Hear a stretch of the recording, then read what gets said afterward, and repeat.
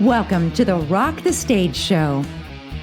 Each week, international media expert Rich Bontrager has in-depth and personal conversations with celebrities, top leaders, authors, speakers, and media professionals. Now, from the Rock the Stage studios, here's your host, the Trigger, Rich Bontrager. Welcome to a special daytime edition of Rock the Stage Show. I'm your host, the Trigger, Rich Bontrager, and today's episode holds deep meaning as we recognize April as Sexual Assault Awareness Month. Today's show does contain open and sensitive discussion about sexual abuse and survival, and while the content may be difficult, it's shared with honesty, hope, and the intent to inspire healing. If you or someone you know has experienced these similar situations, we encourage you to watch, listen with compassion and care today. Sexual violence affects millions. 1 in 3 women and 1 in 6 men have experienced some form of sexual assault within their lifetime. And behind those numbers are countless stories, many untold and many unheard. Our goal today is to change all that. Our guest today is Rena Romano, the Sur-THRIVER Coach. She survived child abuse by her stepbrother as a very young child, and since then has become a TEDx speaker, advocate, and a voice for the voiceless. Her mission is to inspire and share insights that may help you heal and dream big dreams once again. This is a conversation about courage, growth, and the powerful journey from silence to strength. So let's begin today. Please welcome Rena Romano to Rock the Stage Show. Hi, Rich. Thank you. Thanks for having me here. It's a pleasure to be with you and your audience. It's a tongue twister, that Sur-THRIVER. I had to work on that a little bit. Thank you for making me work for my job tonight. Sur-THRIVER. Yeah, I put survivor and thriver together because when I was healing, I felt more than just a survivor. Ooh, that's great. So let me go to that question. Your website says that you believe, be brave, become your potential.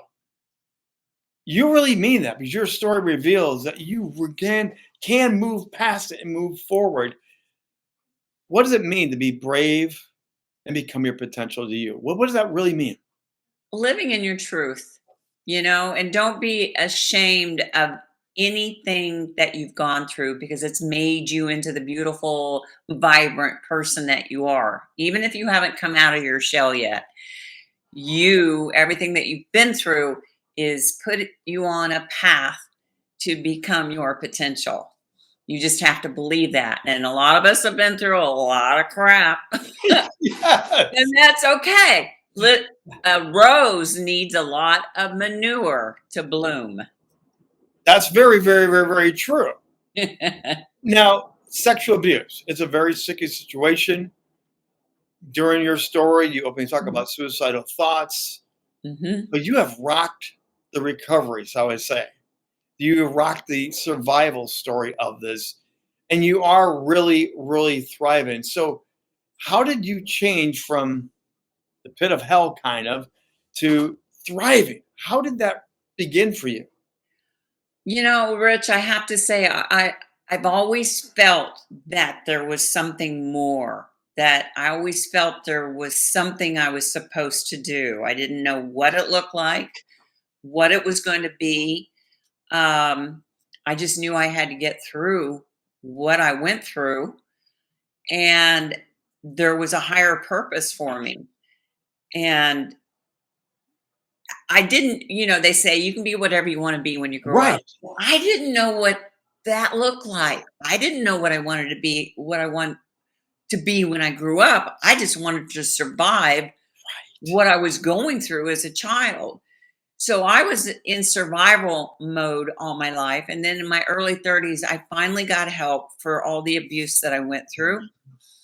And something inside me kept saying, you're going to write a book. You're going to share your story in public.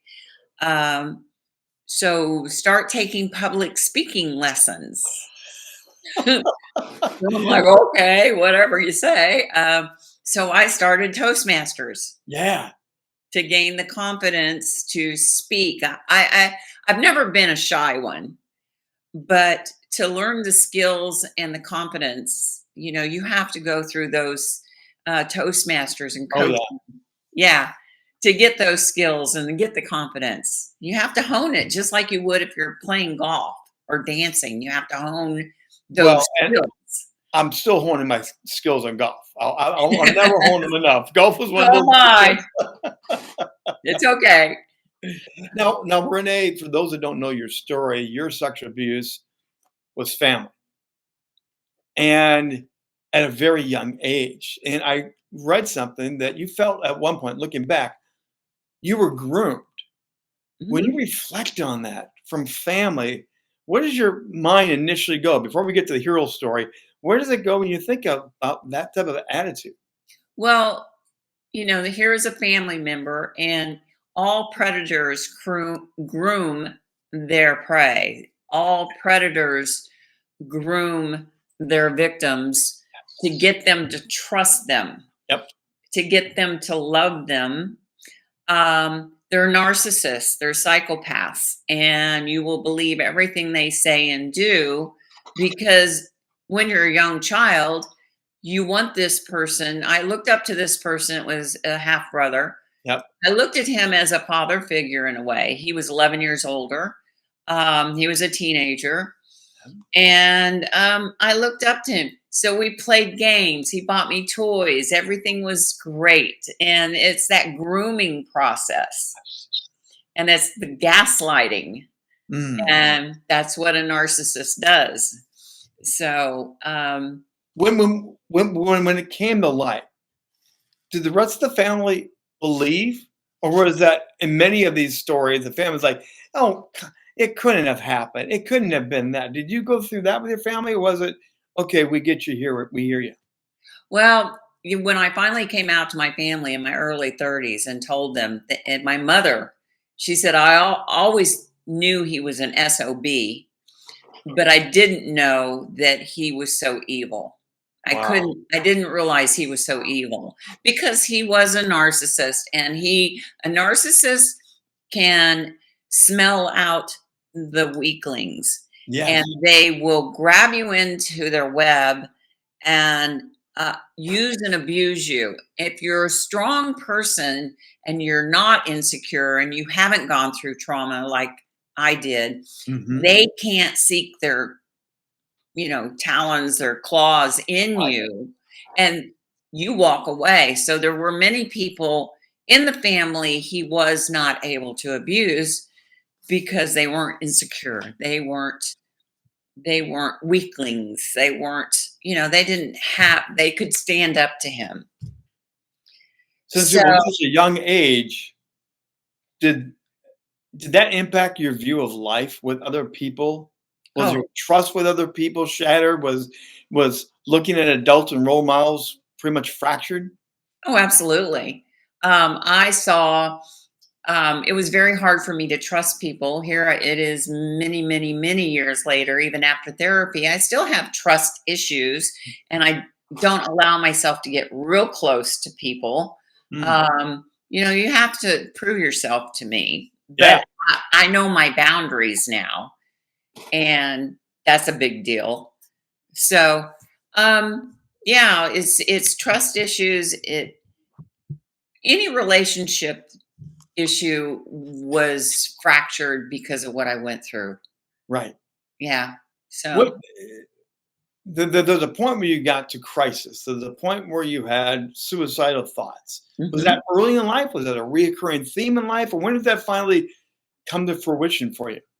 It wasn't as a child or a teenager. I was just very depressed and withdrawn.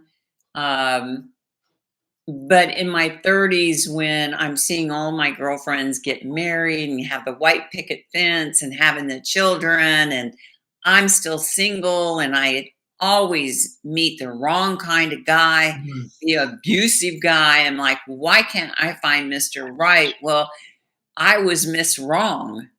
And I finally realized to meet Mr. Right, I have to get right with myself. And I had suicidal thoughts because like everybody was happy and I was struggling. Yeah. So I called for help, which saved my life. So there's a quote that I absolutely love. You had a gut-wrenching pain moment, but it said you actually screamed this out loud. I'm tired of being ashamed of the crimes I did not commit. I want people to hear that. Because people that have been abused, they've gone through horrific circumstances, they feel they're the criminal. They feel Yeah. the perpetration, but they own it at such a level, it wipes them out. Well, that's what the perpetrator does to us. They make us feel like we are abused because we're ugly, we're not worthy, it's all of our fault.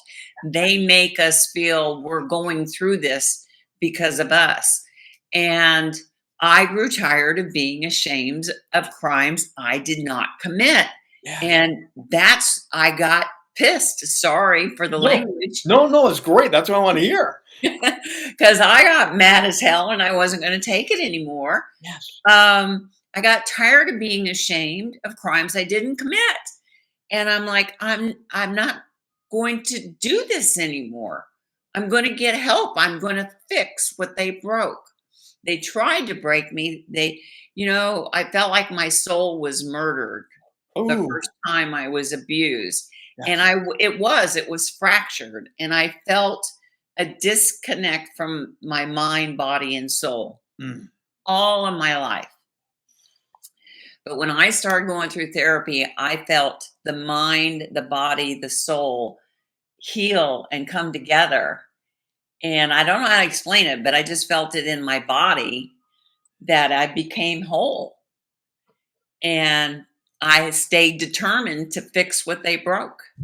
Was that where you got the courage to break free, speak, share, step into the light and tell the truth? Was that really it? Whether you sort of I snapped in a good way?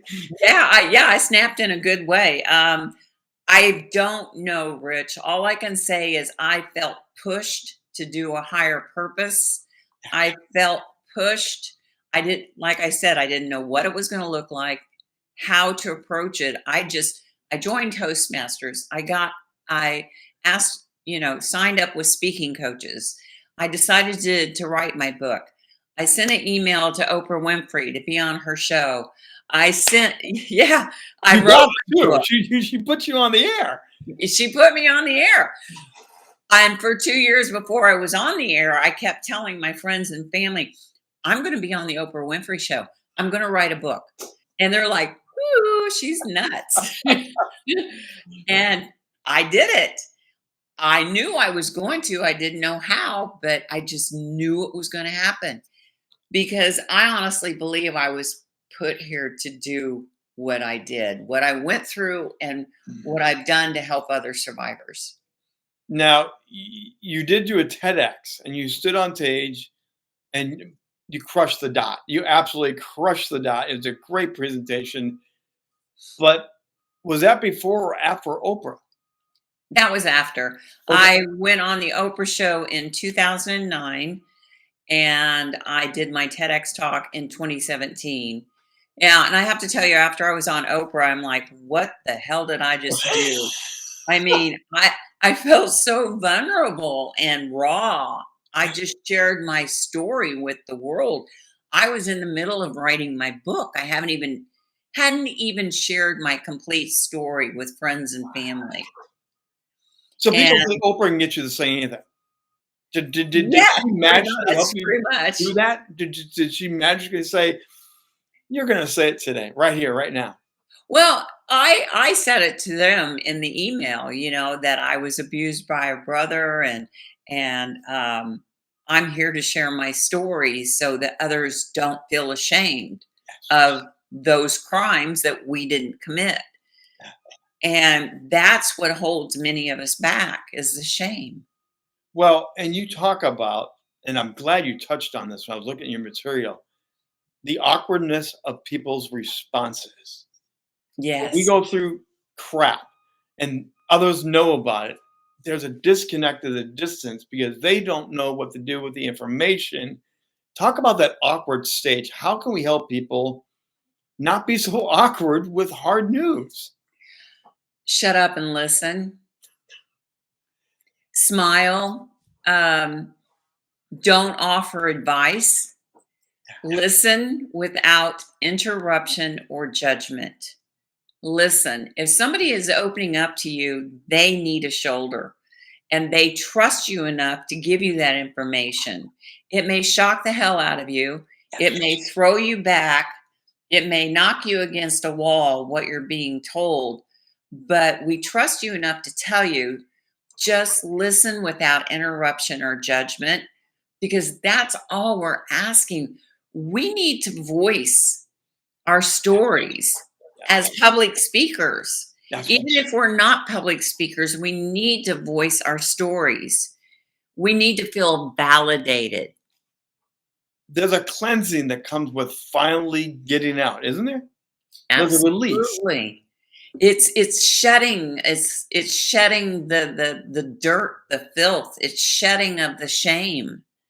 It's like an onion, that analogy, peeling away the layers. It's shedding that shame. And the more we speak, the more that allows us to heal. The title of my TEDx talk is Healing from Sexual Abuse Can Start with One Word. And they'll find out what that word is if they go listen to the TEDx talk. Don't give it away. Don't give it away on YouTube. Talk about a teaser. During those years between young kid to 17, 18, 25, did you still have big dreams, or was that not even on the radar for you had the big dreams? It wasn't even on the radar, Rich, per se, because I was still struggling in my 20s. I was struggling with PTSD. I was struggling with abusive men. I was struggling, thank goodness, with drugs and alcohol. I never got hooked on either one, thank goodness. But I was struggling, still trying to figure out, why am I here? What's going on? I didn't even know what purpose was at that point. Was it like pulling out the Band-Aid going on Oprah? And if it was, do you think that was a better way to dive in and get out there with this? Or would a slow incremental reveal have worked better for you, do you think? I don't do anything. I rip the Band-Aid off, man. I'm not afraid of pain. I've lived through a lot of pain in my life. So, rip off the Band-Aid, go for it. I can't tiptoe into anything. Did that accelerate your healing and your growth? It did for me. It did, and some people, they're a little more timid about their approach or their healing, and that's fine. Mm-hmm. There's no one size fits all for everybody. You have to heal. You have to share your story. You have to speak in public, however that fits for you. Because one size does not fit for all. And you have to do what's comfortable for you. Now, I teased it up in the opener. You have a philosophy, looking for the praise, looking for the good. And I love the way that you frame this up in that I've got a phrase. I've worked with recovery ex-cons and some of the most beautiful, wonderful people in the world. I love them. And the phrase of I'm digging for gold that you have forgot about. And they always look at me funny. But once they finally get it of he's helping me mine it back out. Mm-hmm. With your positive affirmation and positive praises, you're doing the same thing, aren't you? Pretty much, yeah. I want to show others, whether you've been through serious trauma or not, anybody who's feeling insecure, timid, who want to become public speakers or whatever it is you want to be when you grow up and never grow up. Exactly. Thank you. Yeah, never grow up.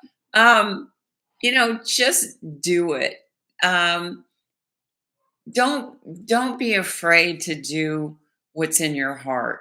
Because if you don't, you will die with regrets. And I cannot. I refuse to die with any regrets. You also trust 100% accountability. Own your own stuff in this healing journey and messed up life, right? Oh, absolutely. When I was in therapy, I went in, I would boo-hoo and cry, and I was the victim, and that's natural. And I was allowed that, and I'm not diminishing myself, But one of the other gals in therapy said, when are you going to stop playing the victim and start taking responsibility for your life? And she said, you can't change what happened to you as a child, but you can change how it is affecting you as an adult. And that was like a slap in the head. Yeah, yes, I was going to say, how did I'm that? like, what? Wow. And it snapped me out of it. And it made me more determined to fix what they broke. Others have said it.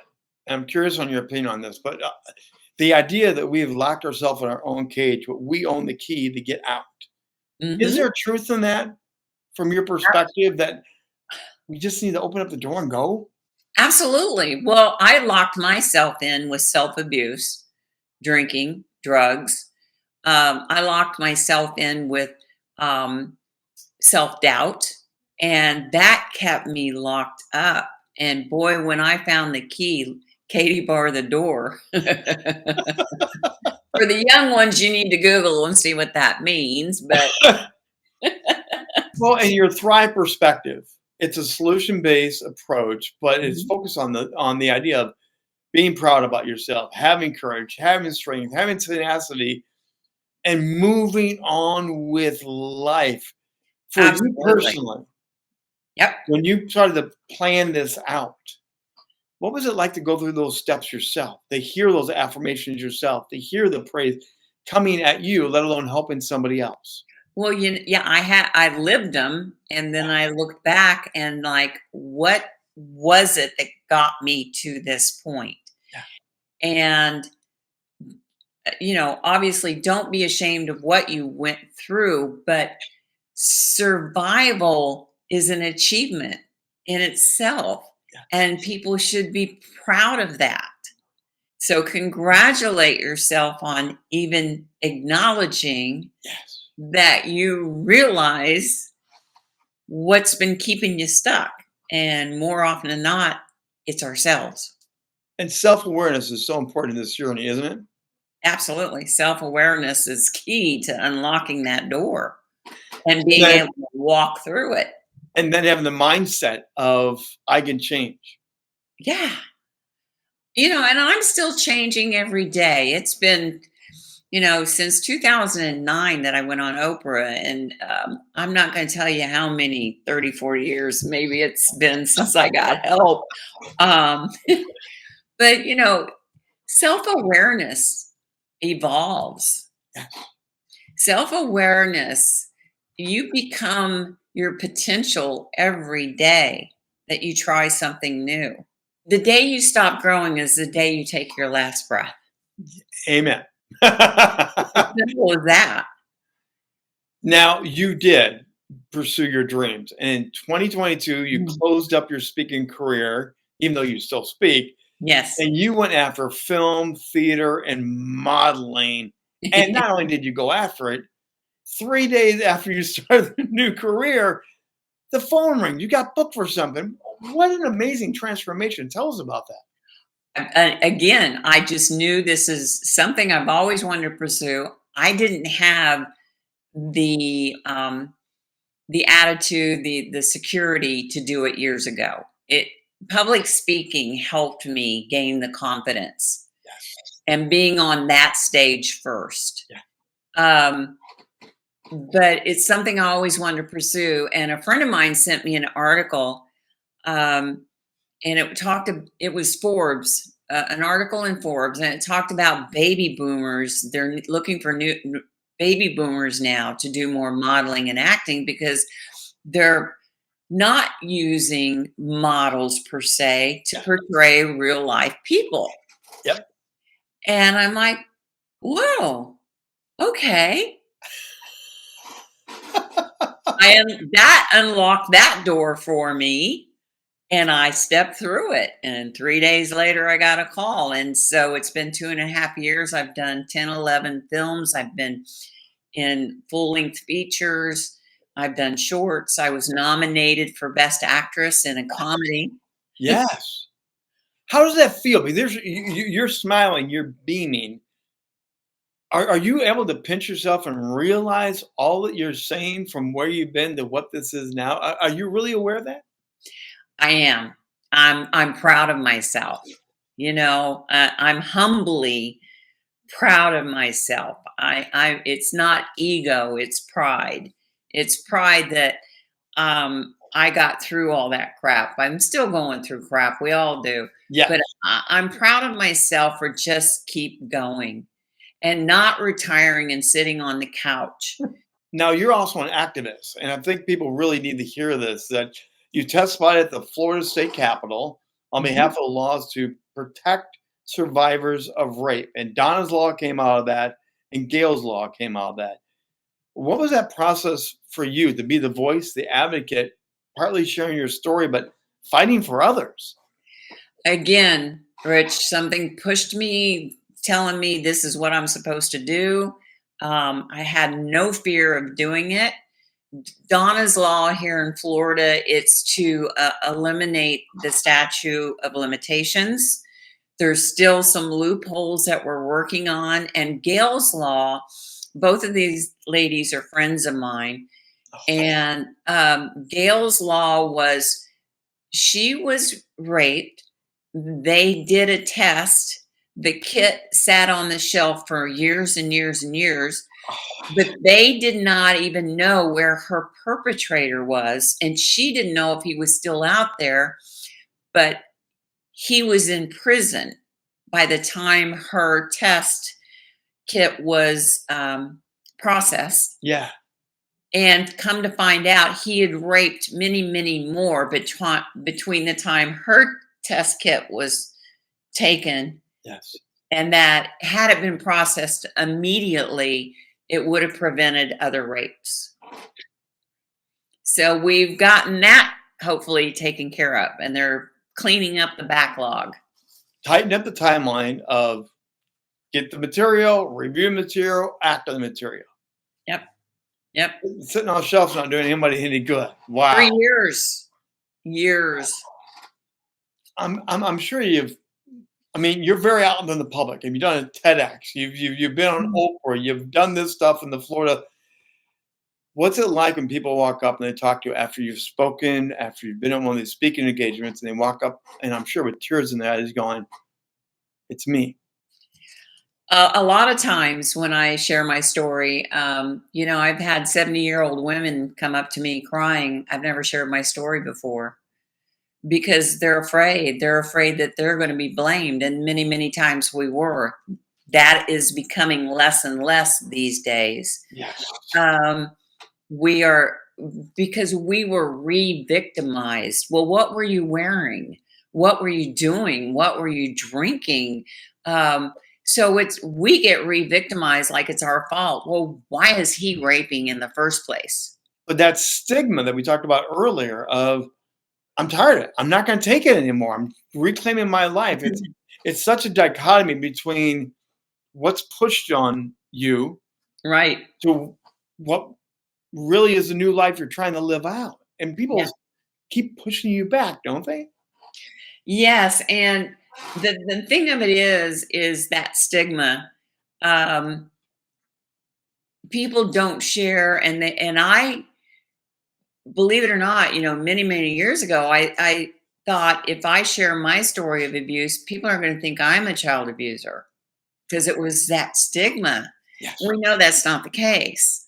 Yes, it does happen, but more often, 99.9% of the time, no. But the stigma is traumatizing. The stigma and the shame is, what's the word I'm looking for? It's confining. It's debilitating. Yes.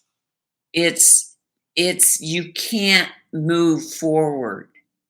It's like you're frozen in time. Now, you're a passionate woman trying to help others through this, but you also work with Tampa Bay and rape crisis. You work with other crisis centers. Tell us about how you integrate with them, because the phone calls, the raw data that comes in, it's got to be gut-wrenching every time you get pulled into that, isn't it? Well, when I'm pulled into it, I am asked to speak at their yearly fundraisers a lot. And my TEDx talk, I've gotten booked a lot off of that. One was the Cleveland Rape Crisis Center. They called me in to do a 20-minute, 30-minute talk. And by 10 minutes before I got up on stage, they said, "You're going to have to cut your talk to 10 minutes. Oh, Yeah. wow. And well, being a professional, we know how to do that. Yes. We know how to keep the juicy stuff in, right? Yep. And get the point across in 10 minutes. Fortunately, I'm a pro. I can do that. So they wanted to raise $285,000 that night, and my talk was reduced to 10 minutes, but I made such an impact that they raised $325,000. Ooh. So public speaking, you don't need an hour to change the world, 10 minutes. Now, you mentioned it took you late in life to finally get comfortable with love, find the real thing you're looking for. You're happily married. What's the evolution of that with your husband and all of that? But that had to be a special conversation. Say, by the way, Yeah. before we By go the any way, further, well, we were walking on the beach, and I'm like, by the way, I'm a survivor, and this happened. He's been my biggest supporter. Mhm. We were on a cruise with his mother and father to celebrate their 60th wedding anniversary. And I get the email from Oprah, "We want you on the show." I literally had to get that email. They had to send an email to the captain to get permission to leave the ship early. And they flew me to Chicago. My husband stayed on the ship because it was my mother and father-in-law's 60th wedding anniversary. Wow. And the whole family was there. So I literally jumped ship to be on the Oprah show. And I asked them, I said, "My husband's staying on the ship. Can I have my sister join me?" They flew my sister up to Chicago from Kansas City, and they picked her up in a limo. So, yeah, I literally jumped ship to be on the Oprah Winfrey show. But back to my husband, my biggest supporter. The whole ship knew my daughter-in-law is going to be on Oprah. My mother-in-law was a rock star for the rest of the cruise. Forget about our anniversary. Yeah, Oprah. yeah. She was so Wow, what a cute. great story. What a great way to have that roller coaster ride. Just continue to take you higher and higher. So there's got to be a point where you got to deal with forgiveness. Oh, Forgiveness of yourself, forgiveness of people that doubted you along the way, family members, whatever. Forgiveness of the perpetrator. Can you speak to that? Because that's really sticky for a lot of people, but that's got to be part of this journey of forgiveness and moving forward. How do you work through this? for years, Rich, I said, I am never going to forgive them. Never. I was stuck in the anger, and not forgiving I kept drinking the poison. Mm. I was poisoning myself. Because I thought saying I forgive you was saying it was okay what was done to me. And that is so not the case. And the first person I forgave was myself for staying stuck in that anger for so long. I was, I had to give myself permission to let go. And I wasn't ready to let go until I let go. There's no timeline. And so I forgave myself for not doing it years ago. I mean, so what? I wasn't ready to do that years ago. Well, Rena, here's your website. What are people going to find when they go check it out? I mean, the TEDx is there. There's a lot of great stuff. What are they going to find? They'll find a lot of good things. They'll see where some videos that I've done. I've been here in Tampa. I've been interviewed a lot for the TV and news stations when it comes. April is Child Sexual Abuse Awareness Month. Oh. And so I have a lot on my website. they can reach out. You'll see my TEDx talk. If you go watch my TEDx talk, Yes. you'll see me on stage with Oprah. My book is called His Puppet No More. Whatever you want to need, from public speaking to survivor, it's there. And advocate. You don't want to forget that one. And advocate. Yes, and advocate, which I'm really proud of that. Rena, what would be the final thing you would want to say to people today as they think about this whole idea of change the negative to a positive and step into freedom? What would be the best way to encourage and give some positive vibes today? We can't change what happened. Like my sister survivor said, we can't change what happened, but we can change how it is in control of us. We're the only one that holds that key, whether it's through therapy, taking classes, coaching, mentoring, whatever it looks like to you. We hold the key. You've got something in your mind that you've been wanting to do, go do it. Baby steps if you have to. Just jump in a little bit at a time, stick your toe in, or jump in full force. Just go for it. It worked for you by jumping in, didn't it? It sure did. Go out with no regrets. Go out with no regrets. Thank you, Renee, for sharing your story today, sharing it with such vulnerability and openness. Renee's journey does remind us that healing is possible and that no one is too broken to find light once again. If you or someone you know is navigating the aftermath of sexual abuse, please know help is available and you are not alone. Scan the QR code on the screen right now and learn about RAINN, RAINN. And maybe it might be able to help you or someone that you know. RAINN is the Rape, Abuse, and Incest National Network. They have a 24/7 confidential support line available to you. 1-800-656-HOPE. That's 1-800-656-4673. Or visit them online, rainn.org. That's www.rainn.org. Or, of course, don't forget to go back to reneromano.com and learn more about what she's got going on. Don't stop the conversation here. Please remember, you have the right to heal, to be heard, and to dream once again.